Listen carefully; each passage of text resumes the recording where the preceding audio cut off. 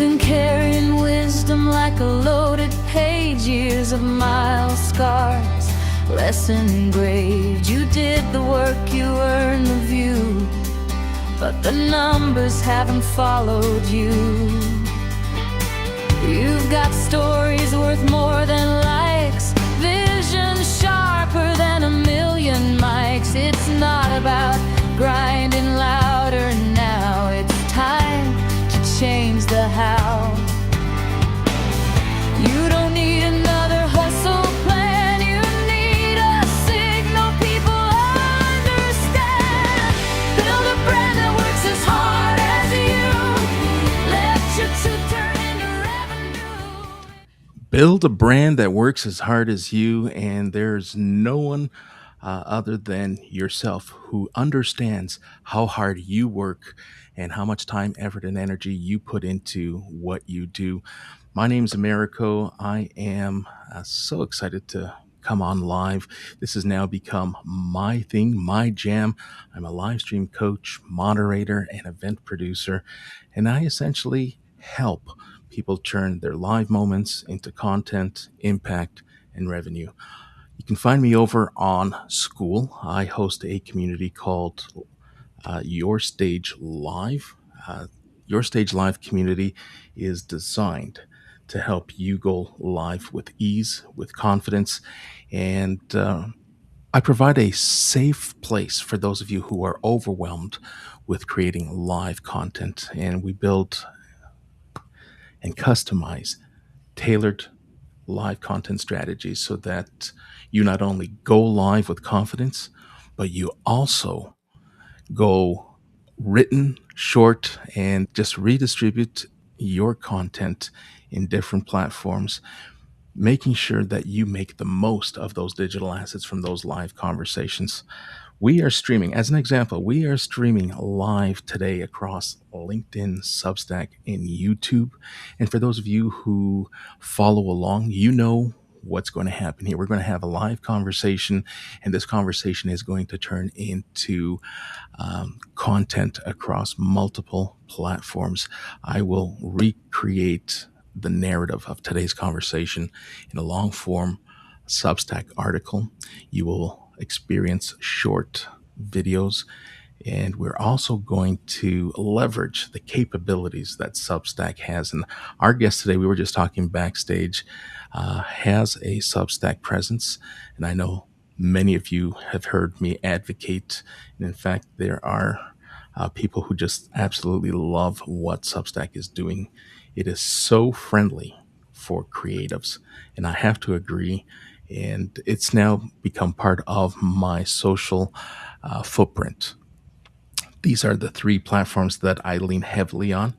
And I do have a presence in other social platforms, but these are the three that give me the most reach, the most visibility, and the most discoverability. And if that's what you're looking for, come join me over on School. Once again, it is Your Stage Live community, and I look forward to welcoming you. My guest today is Melika Monti, founder and coach of Arrive to Thrive.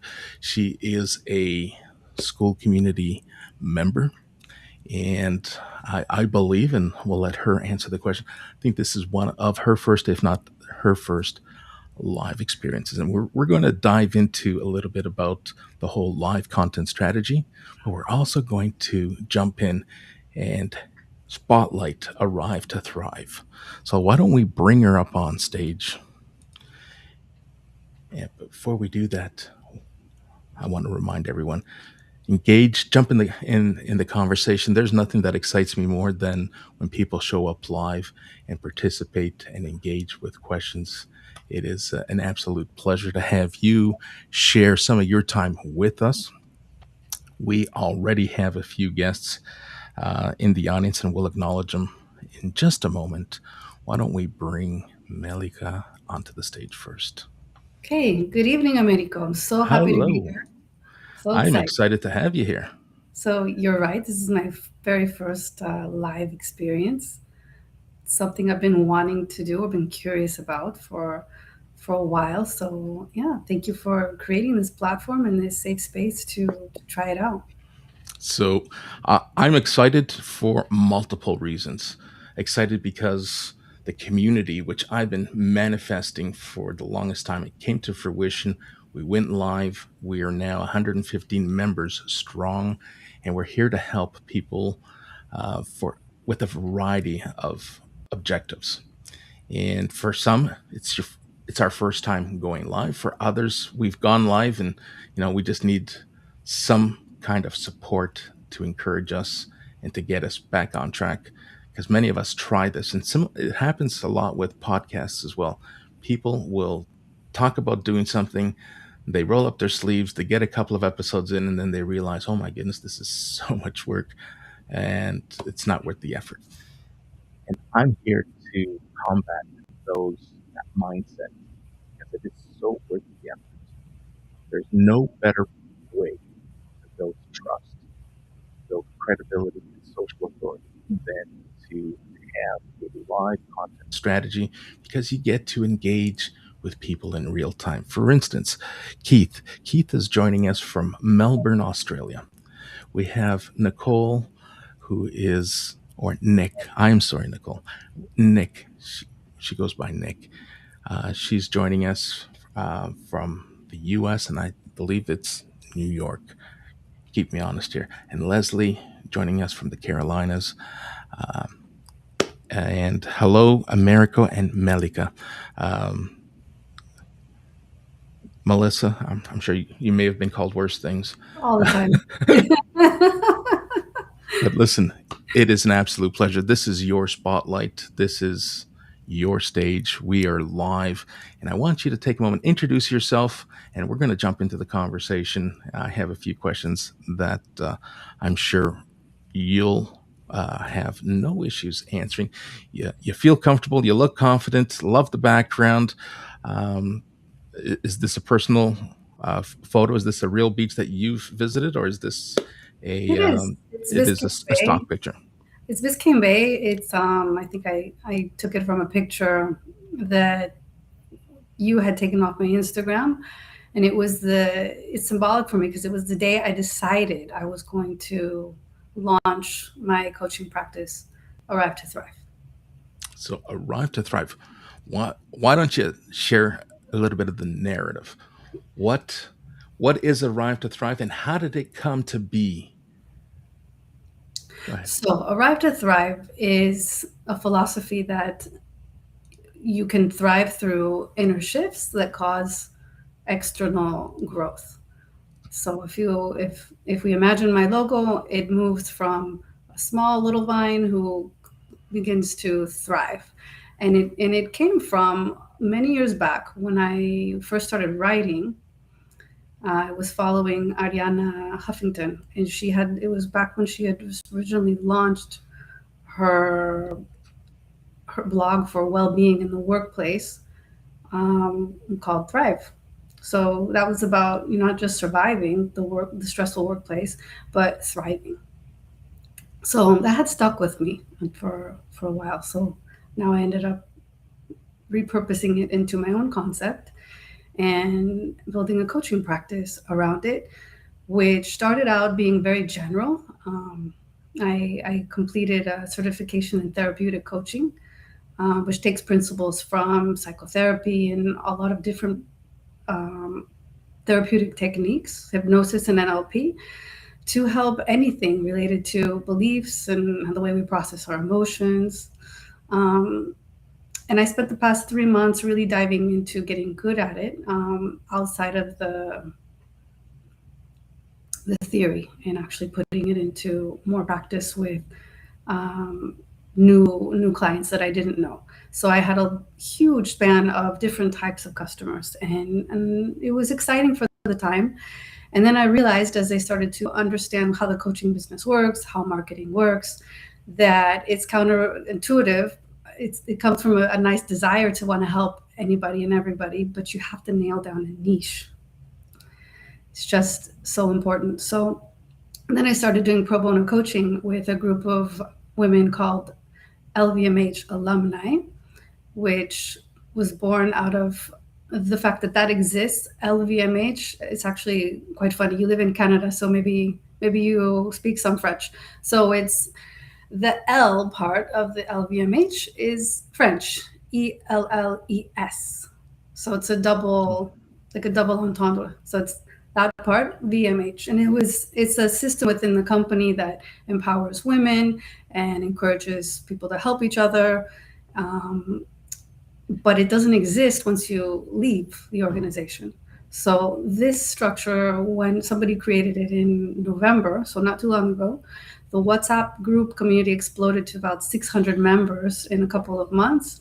And 100 of those women, if not more, are in transition, recently laid off, or yeah, basically recently laid off. So this was a great opportunity for me to do some pro bono coaching and help these women out with the emotional layer and the psychological complexity of what happens when you're in transition. So one of those key factors is the loss of identity,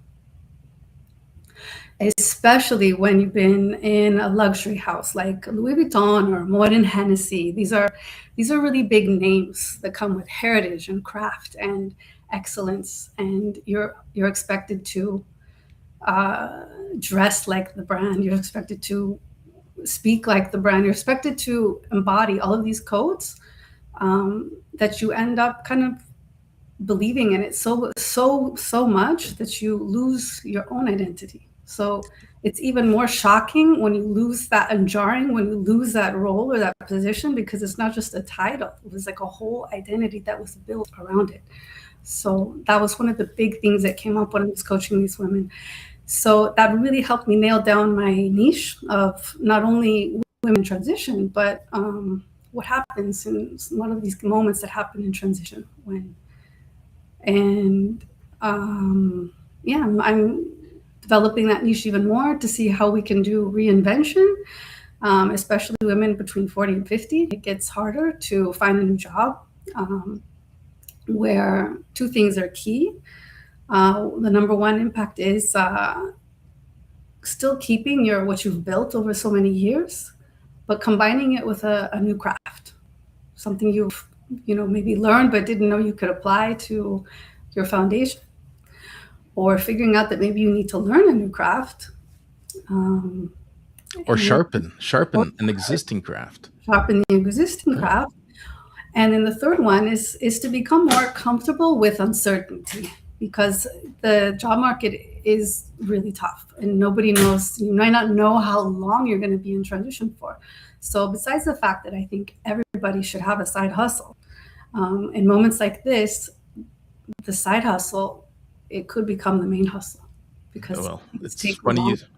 it's funny you say that because post pandemic I got laid off 3 times and always trying to transition, reinvent myself, and I just got tired, um, and decided, hey, this could be a sign, this could be a calling. And as I stepped away from the keyboard, I used to refer to myself as the keyboard warrior, trying to create content and trying to gain visibility with millions of people across an ecosystem that it's just so difficult to gain that visibility.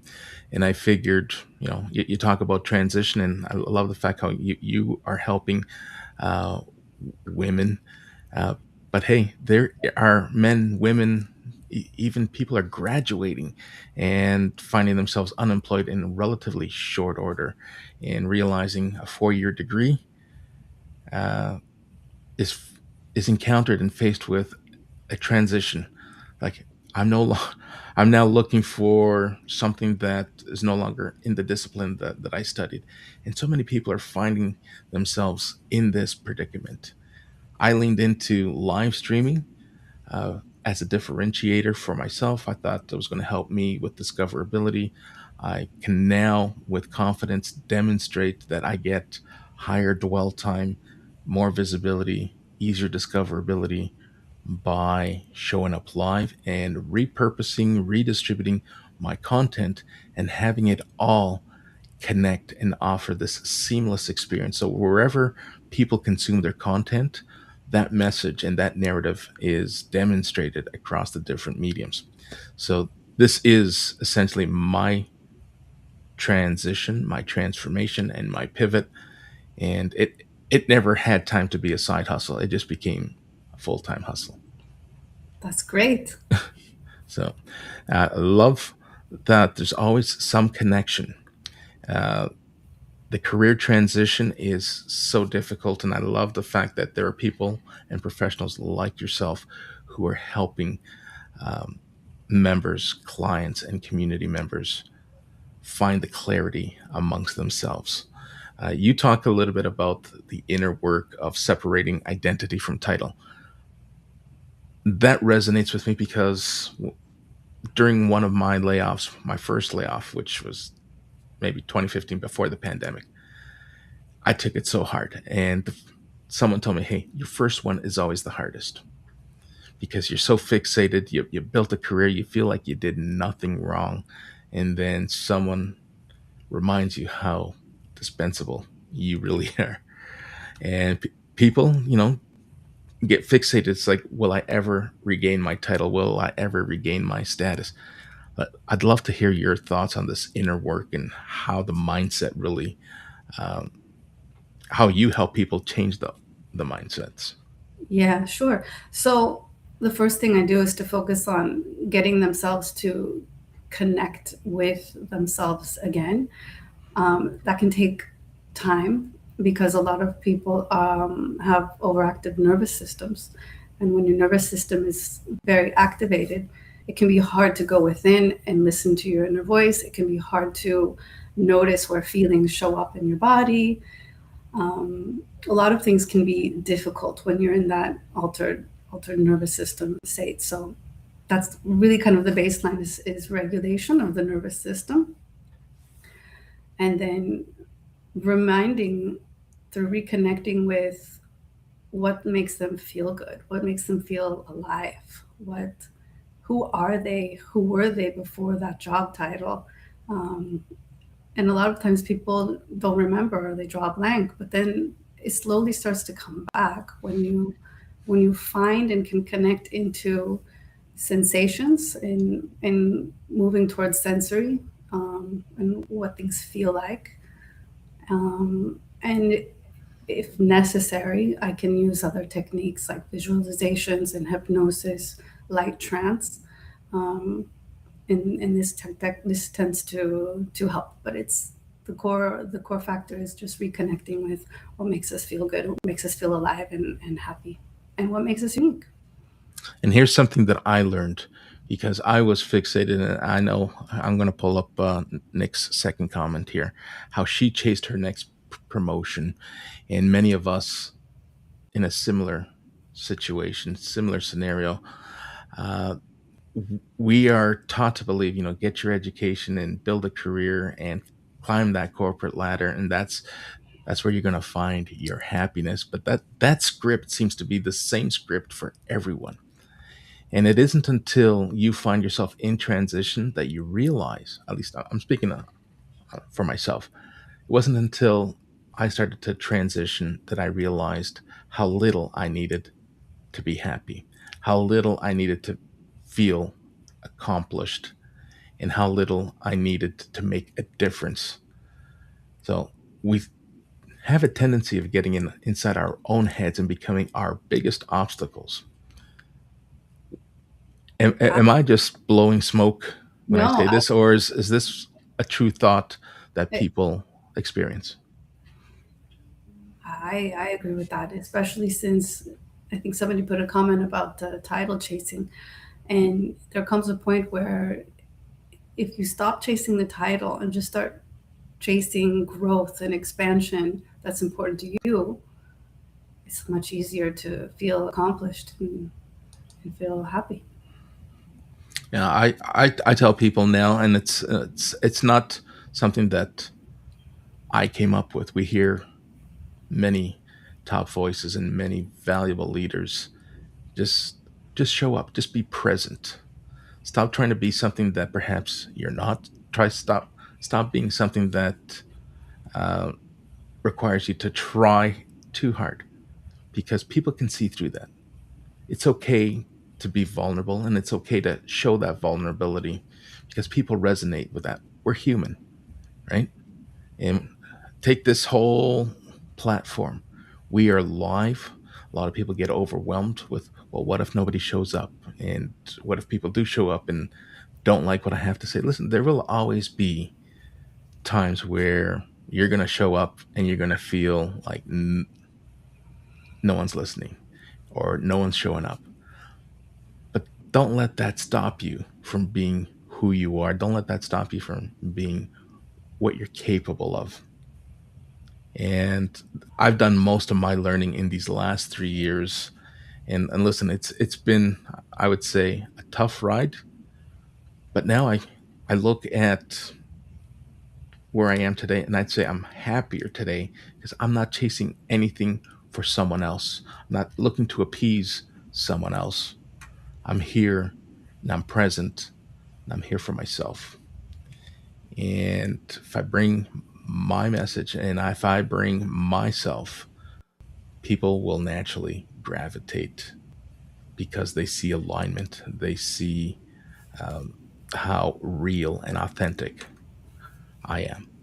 And that's important when people are transitioning because there's so many ideas that start swimming in our heads as to we're not good enough or why me. It's like, listen, I've been on both sides of these conversations where, and I tell people, listen, it is just as hard telling people that they're being let go as it is letting someone go.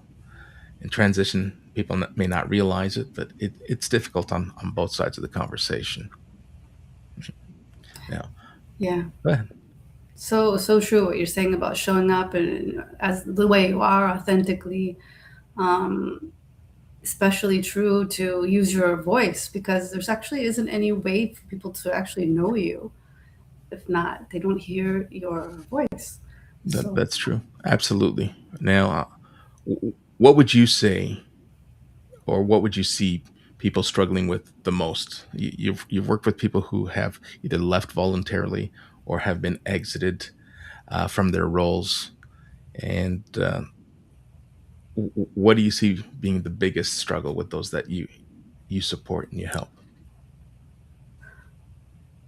I'm not sure I want to talk about the biggest, but there is one that's frequent that comes up as kind of a visibility wound where they may have been, highly regarded and had a lot of expertise in where they were, but suddenly they've been so derailed that they're afraid to share a perspective on LinkedIn or have a voice or be present on even present on social media. There's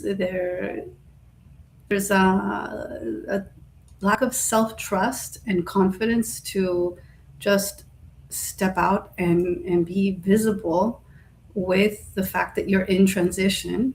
But I really wish that there could be a different word. I'm going to come up with one that's better than transition because it's not that nice. I think that there's a better way to say it and put it more positive because in transition means you're nowhere. You're neither here nor there. You're in transition, but you can be in transition and be growing and doing something and moving towards something and having momentum at the same time. All right, I'm going to pause. I had a question queued up, but I want to bring Leslie's question up. So new to business. I'm curious, Malika, how do people, or how do you handle people's requests for your clients' results? Hmm.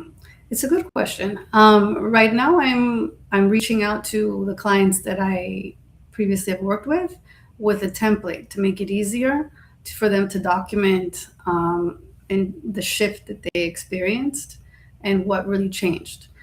Before I had that template, I didn't really have a good way of asking for these type of testimonials. So I only have a few, and they're on my uh, they're not on my website even. They're on the I can't remember what it's called, the Google profile. But moving forward, it's really important to have those documented. They can either be public or they can be archived. But I'm in the process of getting those, and I think it's important to ask them to make it easy for the client that you worked with that structured template and a little bit of guidance of prompts for what they can say. All right, here's I'm going to add to this. What makes career transition different when you're 40 plus opposed to your earlier career pivots? It's longer, usually. Um, it's harder to reposition sometimes when you have been in industry for a really long time. It's harder to pivot and move. So unless you can bring that, that's why I talked about it earlier. It's so important to bring in an emerging craft or a craft you can fine tune. Um, you cost more than others, maybe, where the value, the expertise and the experience in is not as valued because somebody 10 years younger can probably do the same job, not as well, but they can. So yeah, that's what I think is so important to add an emerging craft, something new, especially in the age of AI, is to be really clear on knowing how to use AI as a tool, especially if you're over 40, because the assumption is that you don't know or you're not as savvy or digitally in social media or in other things as the younger generation. All right, so let's tackle that elephant in the room, that AI beast. How do you use AI to help those that you work with, or do you use AI in what you currently do? I use AI to help brainstorm. I went through some periods of using it to help me write, but then I found that I was using it as I was the editor and it was the writer, and I was having to edit so much that it took so much time. It would have been easier to just write it myself in the beginning. So I don't do that anymore. Now I just use it to structure ideas and thoughts and keep things organized because I have a lot of ideas and thoughts, and to fine tune something that I've already written. I recently figured out how to train it to sound less AI-ish and more like my voice. That was a long interview process and a lot of uploading samples of my writing, and it's still not perfect. It still does certain things that I don't want it to do. So that I train it and I correct it. Like, stop using the word quietly. Um, Stop writing three words in a little period. The short and choppy. There's still things that I find it does. So it's a tool to be able to produce more in a faster time period, but it definitely can't be leaned upon too much. At least in my experience so far, as to do the work for someone. Oh, fabulous. So we have six basic fears. No one showing up is fear of criticism and judgment. Absolutely. I love Leslie. If you're not following Leslie, be sure to give her a follow. She hosts some fabulous live streams as well, and it goes deep into thought. And she'll even entertain us uh, with her own music. She will sing to us. She's fabulous. My music is AI generated. Answering the question. Um, these conversations are real conversations. They're happening in real time. The studio that I've set up, all AI generated. So the graphics and everything else is aided and assisted with some form of AI, but you can't remove the fact that you and I are having a real conversation. And I might use AI. My last live stream, I took a screenshot of the studio and had AI compose and generate an image that had all three of us sit side by side in the same room, and it's amazing what the technology can do. So we were in three different states, or two different states in two different countries, and we brought us all together with the help of AI. Now, I too use it to help structure my writing because there's also the capability. These are real conversations, so I can take the transcript and say, hey, this is a conversation that I had, which took place with this individual. I need you to summarize what took place. I need you to summarize any Q and A's that may have arise throughout the conversation, and structure a summary for me, and that'll give me the framework in which I can work with. So it does save me a lot of time, and it does, it kind of acts somewhat as my ghostwriter, because it is writing things in the first person, because it is my conversation that took place. It is a real, I'm not asking it to fabricate the conversation that took place. That being said, about the transcripts, when I have permission, I do record my sessions and I use Rev. And it's amazing what Rev can do for a transcript summary because you can choose what type of summary you want. So I choose in-depth interview, and it calls out turning points, key phrases, key moments, key shifts, and then I can look at it afterwards and see what I if I missed something during the session, what I can build upon in the next session.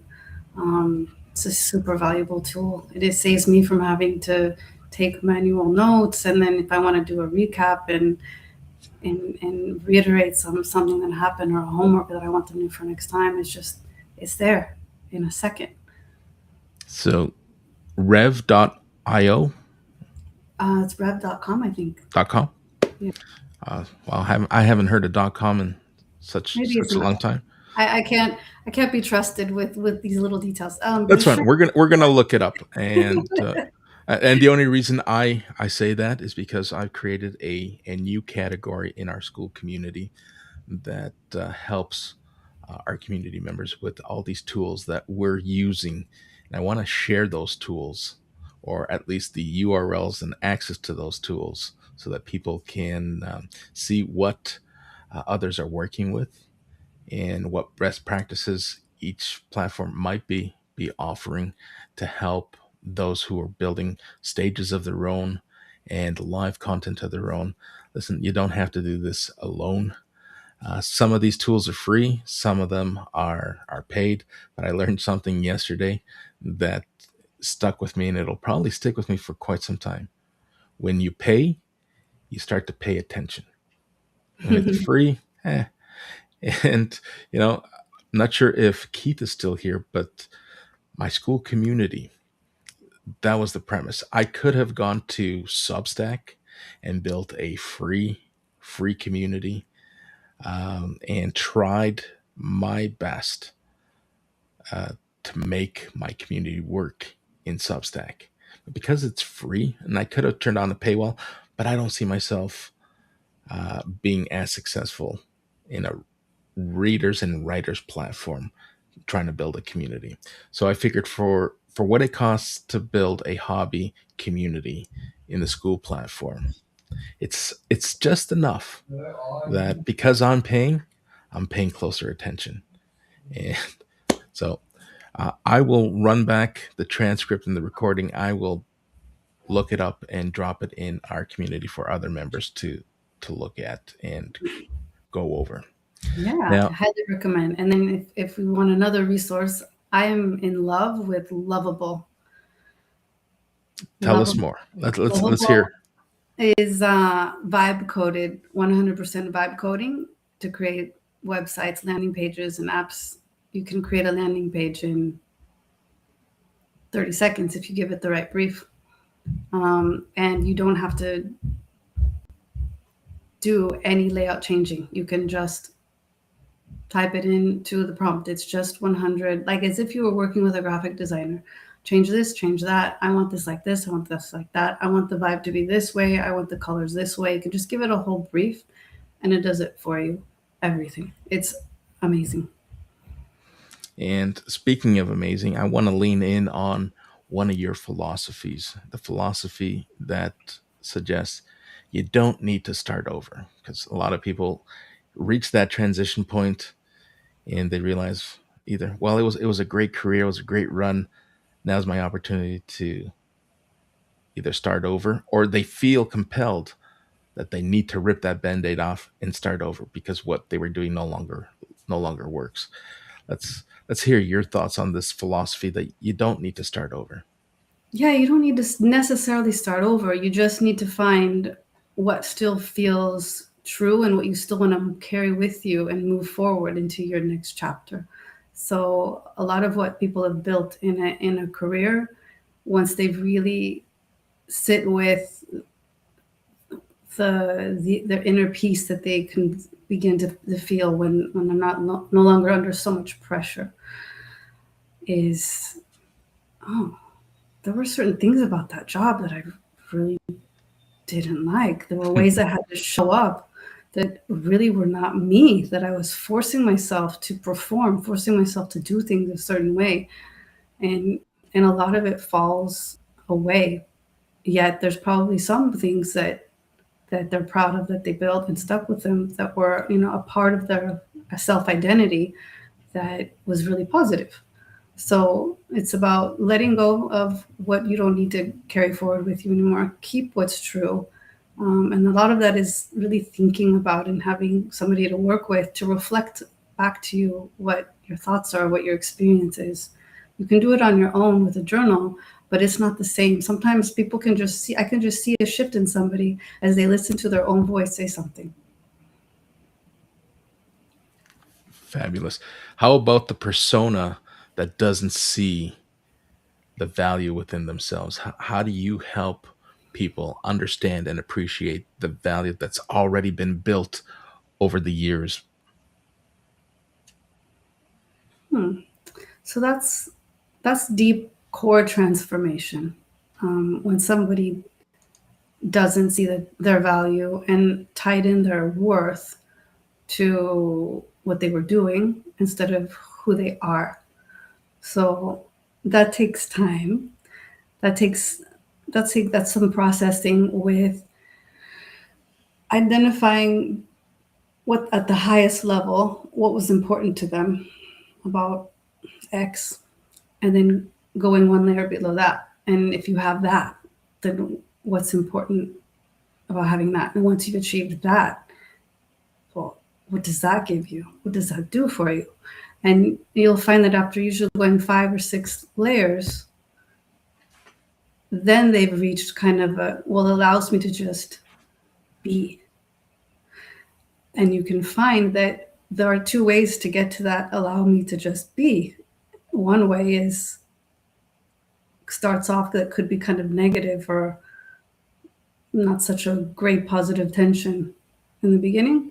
And the other way is kind of like who they want to be. And in the end, they're both, and then really working towards the same goal, which is to have peace and to just be, to just being is enough. All right, so this is the principles of arrive to thrive, right? And you're just giving us little nuggets to help us understand our value, our importance. What does arrive to thrive actually look like on the other side of your process? When you've arrived to your destination, Yes, yes. well, I don't know if we've ever fully arrived, but it's when you don't feel like you need to keep moving and move forward anymore, that you can just thrive in your being. You've you're arriving. It's a process. You don't ever get there, but in the process, you're thriving, and it's kind of circular. Now, I have a colleague, a friend of mine, who is NLP certified as well. And I'm going to introduce both of you to one another. But her specialty is, I think, in a different vertical. Your focus is specifically experienced professionals, or do you dabble in different areas of your coaching? I definitely dabble in different areas. The experienced professionals is more just to make it more marketable and to have a Hmm. focus. Um, that being said, unlike other core NLP people who are not necessarily coaches, a lot of I don't do anything like teach people how to or use NLP to help someone quit smoking or to take away a huge phobia, even though it can be used for that. And have notions of how to do it. I don't I don't have the practice or focus on that in the way that a like a true NLP practitioner would, and could kind of just say, well, I can solve any problem. I can do anything. I kind of focus more on not the quick shifts, but more deeper inner work. And NLP is a tool that I use on and off to support that. That's fabulous. All right. Would you be opposed? And we might not have anyone uh, raise their hand. Would you be opposed if we brought members from the audience up on stage to ask you questions if they'd like? That would be lovely. That would be lovely. All right. So, for those of you who are part of the conversation, if you would like to join Melika on stage, I know that I'm always open to doing this. I hope I didn't put you on the spot when I offered this. I should have mentioned this Not at all. before we went live. But Hey, if you're in the audience and you want to join us on stage, just drop a yes in the comments, and I will send you the studio link, and you're welcome to join. Otherwise, we're going to continue this conversation. And as we continue, let's talk a little bit. Before we went live, we were talking about Substack. I want to touch on the social media presence, but I want to hear your thoughts on how you market your practice. What social media platforms are you present on? What does outreach look like for you? Let's we're going to transition here and put our marketing hats, and I want to sure. dig a little bit. So because of the nature of what I do, my preferred platform is probably obviously LinkedIn. That's where my audience lives. That's where they spend their time. And I do a lot of thought leadership about various topics that they can identify with, like the difficulties of the hiring process, how hard it is to remarket yourself in the face of AI with who doesn't read your value. It gets lost in translation. So I do thought leadership that's adjacent to the theme. It's not directly, marketing directly my services and what I do. The past couple of weeks, I've shifted to being more direct, and doing more positioning work on, reinventing doesn't mean leaving your past behind, and kind of leaving little in, things that kind of approach on how somebody would market on Instagram. And I've noticed it doesn't land as well, for obvious reasons. I think I'm also discovering that I'm not discovering that, I knew that, but that, Instagram works a certain way and you have to present your message a certain way. And the thought leadership and the articles that work on Substack and on LinkedIn, you need to, if you want to repurpose them, and they have to be in a certain way. What other platform am I present on? I'm present on Instagram, but in a light way. I use it more as a business card, where I've got like a 12 to 15 grids, and if I've got and I communicate in blocks of 3, because my logo is on the bottom, and it annoys me to have it discombobulated if I post one thing. And I've got a theme going on in the center of a certain type of image and a reel. So I post very rarely on Instagram, and I use it more as just a footprint of, if people want to see what my presence is on Instagram, it's a completely different expression there than it is of what I do on LinkedIn. Do you have a school community? I I can't. don't You don't. know. Have you considered a school community? Because I know you joined the community, so you're present in the school environment. Not everyone is a school community owner or builder, and there's nothing wrong with that. There's a tremendous amount of communities that drive so much value. No, I think I'm overwhelmed as it is with the WhatsApp communities that I'm already on. And Does WhatsApp work for you? it's not that I don't like WhatsApp, but I think I mentioned the LVMH community. it's really not sustainable. They're the administrator of the group. We realize it that it's just not. There's like 15 different subgroups and channels on the WhatsApp. If we want to post resources and different things, it's completely out of hand and messy. It needs to shift to something else. It's not That's not sustainable at all. The way it is, how big it is, and how diverse and different sub communities that are there. But for now, it's there. It's Now, what we have.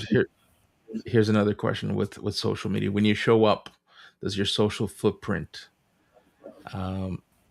bring a presence of just awareness, or do you bring a presence like what does your persona look? You said it's different on Instagram, and I guess it has to be different in each platform so that you meet the consumers of that style for that particular platform. So you can't just copy and paste and drop the same tone and the same message because it's not going to take off. But when you do show up and where you're showing up, is it is it more, hey, I just want to raise awareness of who I am as a professional and drive people to your website? What's that marketing funnel look like for you? Hmm. Well, for the past few months, I've been doing much more focus on awareness of things happening, of what the market is like, and what kind of issues people have. More content marketing driven, really, and not so much about come visit my website. Um, the past two little things that I did do, I feel like were such a flop that it felt like such a waste of time. So I created a lead magnet, for example, because I don't. You're told in the classic, school of, I'm in a business coaching program, and it's like kind of the general awareness of if you want to develop a digital marketing, social media marketing, you have to create a lead magnet. It's a free thing that you offer, and it gets people to give you their email, and then it's the funnel. So I created something called the Career Reinvention Reflection Guide. So it's a journal like thing of a few pages. It's got three phases: what you're leaving behind, what you're stepping into, what still feels true, and then it's got some key conclusions and some prompts to like what are you going to do next for some actions.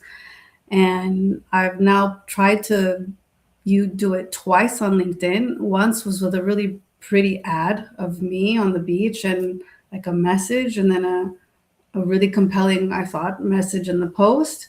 It had a lot of engagement, but nobody clicked the link. I had out of 2,000 impressions, 12 people clicked the link. And of those 12, How they many just downloaded it? I think maybe one or two. So it it's means it was a huge flop. So then I thought, okay, let me ask my other business coach, Claude, or what I did wrong. This was my objective, and this is what I did. And it says to me, oh yeah, this the call to action wasn't. You need to describe more what the reflection guide tool is and have a more clear call to action. So I'd spent a lot of time doing something completely different, being more clear with the call to action, more clear what the reflection guide is, making it as compelling as possible. And it was even worse. Not only did I not get any clicks, I didn't even get any likes or engagement because it looked like a stale generic. It looked like an Instagram type poster. Because otherwise, I can't get the message. Otherwise, there's no way to get the message on the image if you don't do some sort of. But that it didn't work at all. So then I think, well, okay, clearly this either I'm doing something completely wrong, or maybe it's just that this isn't the right platform right. get people this way to my lead magnet or my free asset or my free resource. It's just not the right path, or I don't have people who are interested in my network enough. Although I don't think that's true. I don't know. It's hard to say. It's like a black hole of never know exactly what was wrong about it. If it was the way the message was done, what went wrong with the marketing, or if it was just the wrong time, wrong audience, wrong, I don't know. It's difficult. So it's discouraging. It makes me think, well, I should just continue doing what I do and do the engaging posts, and maybe offer that just more directly to in a direct message or an interaction, and develop conversations with people and say, hey, I've got this tool if you're interested, and just give it away. But it just kind of goes again the whole theory of the marketing, which is, well, you have to have a funnel and you have to have a free resource so that people give you their email and then you can communicate to the people. I mean, I spent hours writing a welcome sequence that was 7 emails long, and it's very thoughtful. It's very engaging. It's some of it goes into more detail of my personal experience than I share on my website, or that what I share at all. Like some people don't know this at all about what the real story is behind my own job layoff. So all of that is in that email sequence. That's the welcome series that people get if they give me their email and opt into receiving the free guide. But nobody's receiving any of those emails if they don't get the guide. So it's just like, okay, this is, I don't know how to get the thing started. All right. Well, I'm going to pause right there. I looked a little distracted, and I apologize if you feel that I was disrespecting you, because that wasn't the intent. I'm trying to multi-purpose here. Nick wants to join us on stage, and I was trying to get the studio link over to her while you were responding to my question. But let's bring Nick in. I'm going to step down off camera. I'll still be available here on audio and be part of the conversation, but I want to bring Nick into this 1 second here.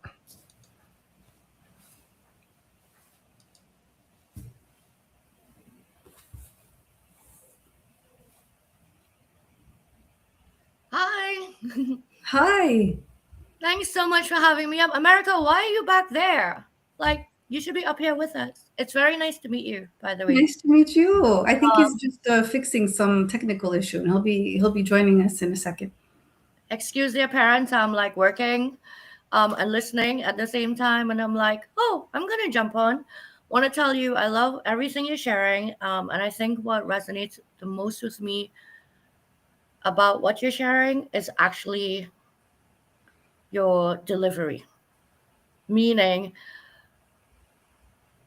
it's difficult enough for people when they are deciding whether or not they want to transition or are forced into transition. And I did it last year. I left my job at the beginning of last year and started my business. And probably some of the most difficult things to deal with was everybody coming at me telling me, you should do this, you need to do this, you need to do that, this is how you do it. And while it was all well meaning, when you are in a space like that, it can be very damaging. So it's not what they share, but rather how they share. If they come to you and not at you, that's very different. Hmm. And so I appreciate your calm. I appreciate even you saying I'm not as active on this platform and what, because this is me and where I am. Okay, so I am right now very active on LinkedIn. Started the business because I joined LinkedIn. Actually, I didn't have a plan to start a business, and I left my job to do this. Um, and 90% of my business is here, 10% on Facebook. I'm very rarely on Instagram and other platforms. And it's not that I wouldn't like to branch out, but when you're on your own and you're starting out, it's like this. But just thank you for saying that, because you spoke about 100 women. I mean, that's not a small amount of people. And when you consider, I was thinking about this earlier too. I was like, I really want to do a post on this. There is a big difference to me from speaking from a place of authority versus a place of I have knowledge to share. And I think people already experienced some sort of toxicity in a work environment where the authoritative way did not necessarily garner the best ways for them to grow in their jobs. So I think as a coach, that is so important. And just appearance, just your posture, the tone of your voice, the level of your voice. I think all those things are so important. That's, just me. Some people need it differently, but I think that a good coach, I think that a good leader um, understands that while they have to set the bar and there must be accountability, they're dealing with very many different personalities, people from all walks of life. And so you have to figure out how you are going to reach the person with the message that you need to share with them, not shove down their throat, not drag out so you could, like, squeeze money out of them. But so I just wanted to share that. Oh, thank It was you. not Thank really you as so much much. a question. Sorry. Oh, thank you. That's encouraging. Yeah, definitely encouraging to allow people to show up as they are and not saying, okay, I have to have this really loud voice, otherwise I don't come off as this or that. Because a lot of times we get trained to think that you have to speak a certain way, and I think it's just you resonate with who you really are, and people can feel that. If all How you're about trying to do is pitch perfect your tone, then that's all people are listening to. They're listening to you striving for that perfection. They can hear it, they can see it, they can feel it. People know when you are speaking from just speaking or you're speaking from a prep. That's again how I feel. I don't prep when I talk. I jumped on stage just the way I am. And maybe part of the reason I'm not on some of the other platforms is I've had difficulty aligning myself with the fact that, well, this is a different audience and this is a different audience and I need to put my message curated different ways. So that's not in alignment with me because I am my brand. So I'm going to show up as me no matter where I go. And so I don't really want to have to change that. And that probably is not the smartest way if I want to grow and scale to reach different, you know, audiences and different spaces. And I think it just works and looks differently maybe for everyone. For me right now, what I'm doing works. Could it change? Yes. And that's the thing. There's no make a decision today and you can't change your decision tomorrow.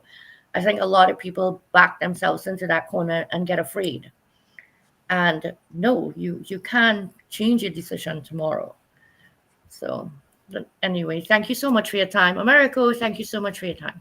Oh, you're welcome. It is always a pleasure bringing people up and making making new connections and I guess new fans.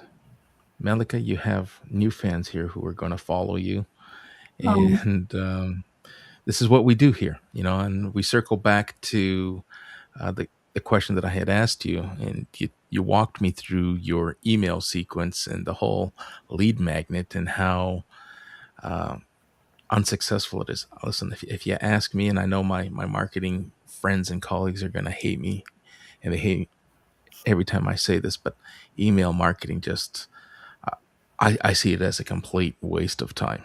Yes, it builds a list, but that list gets low double digit clicks or opens, and then even lower single digit clicks.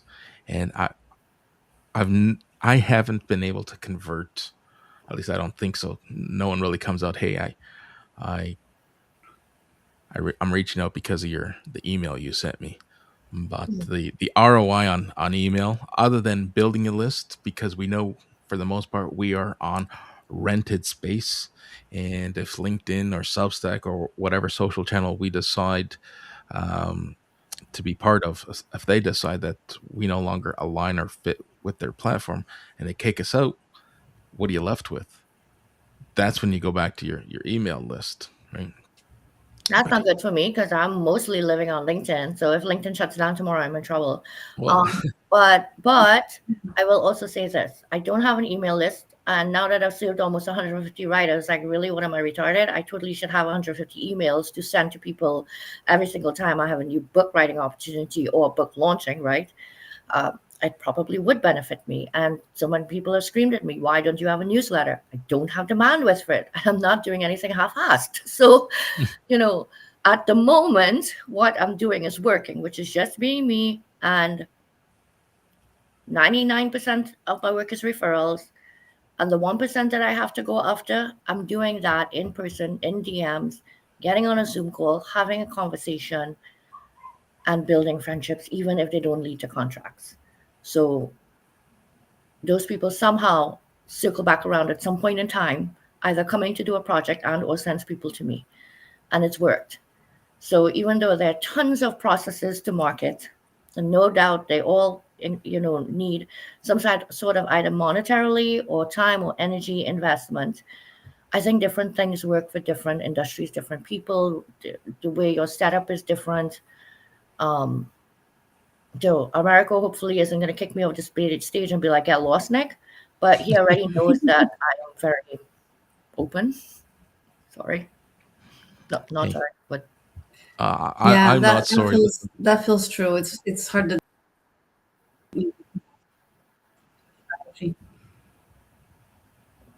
We lost you there for a second. your pastime. So I'll jump. I'm What thankful. were you saying? Oh, you froze there for a second. I couldn't make out what you were saying. But we are at the top of the hour, and I want to be mindful of everyone. Nick, I'm going to put you back in the audience, and I'm going to bring myself back up here.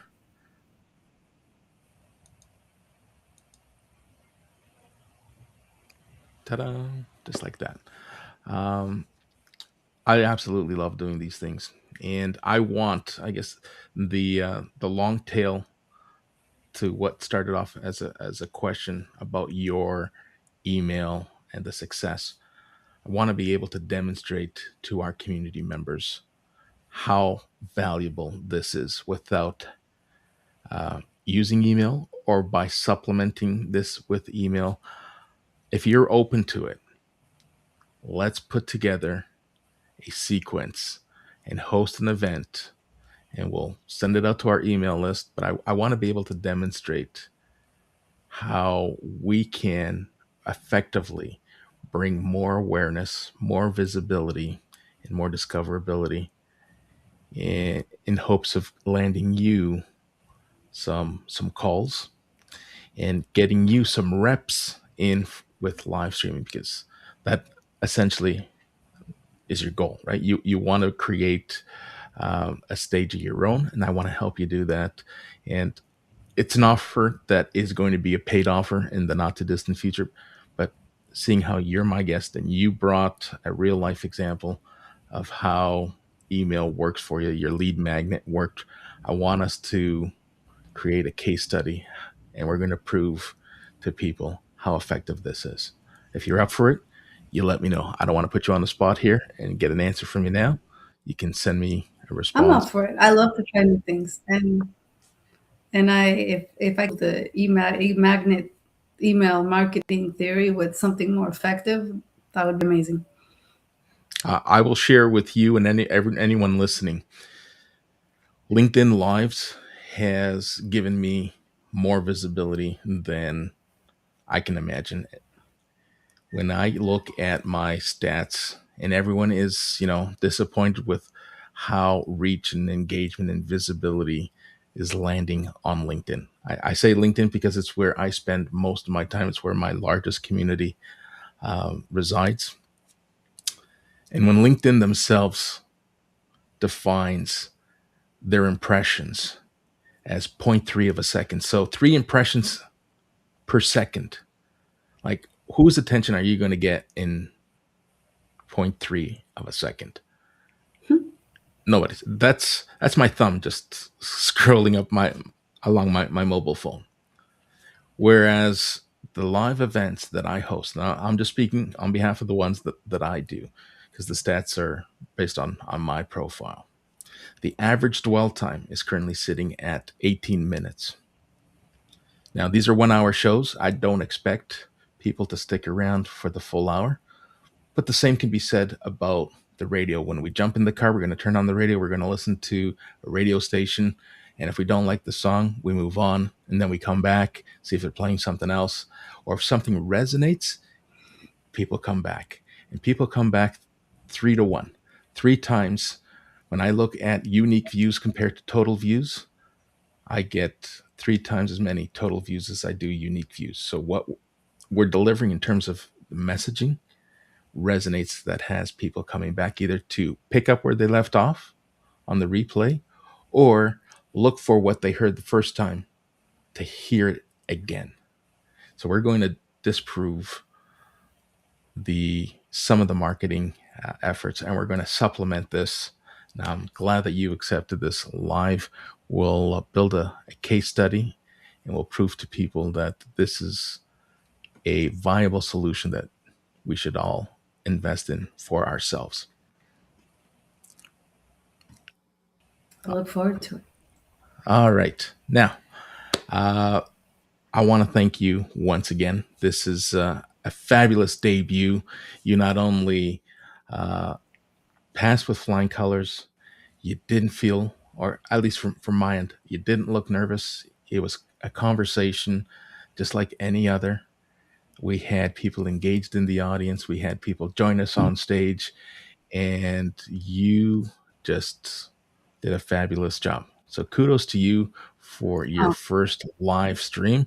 Stay tuned. I'm going to create some long content and redistribute it on Substack. You're going to see clips on YouTube, and we're going to market this event as I do with all the others to demonstrate the power and how far you can reach with live content, but more importantly, demonstrate the heavy lifting that goes on well after the live event. So for those of you who are still with us, I want to thank everyone in the audience. For those who are listening to the replay, just drop a hashtag team replay. I'd love to see who has engaged with this in the replay. Stay tuned. There's more to come. We love going live. I love helping people go live for themselves, for their personal brand, for their business.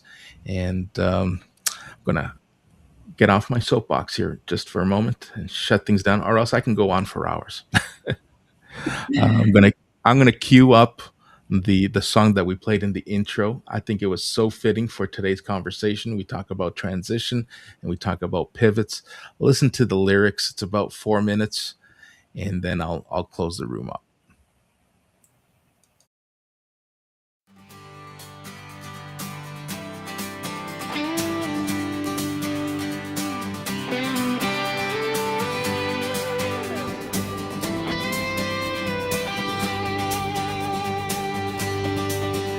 You've been carrying wisdom like a loaded page, years of miles, scars, lesson engraved. You did the work, you earned the view, but the numbers haven't followed you. You've got stories worth more than likes, vision sharper than a million mics. It's not about grinding louder now, it's time to change the how. You don't need another hustle plan, you need a signal people understand.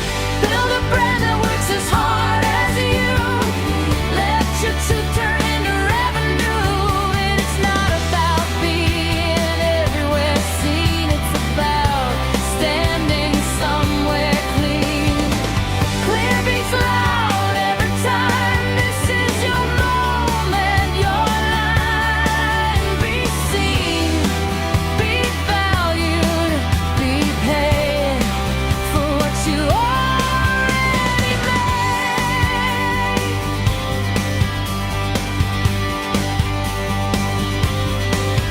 Step onto a stage where the moment's real, where live conversations make connection feel. From silent posts to voices that land, where trust is built when you're seen firsthand. Big ideas shared in real time air, no edits, no filters, just presence there.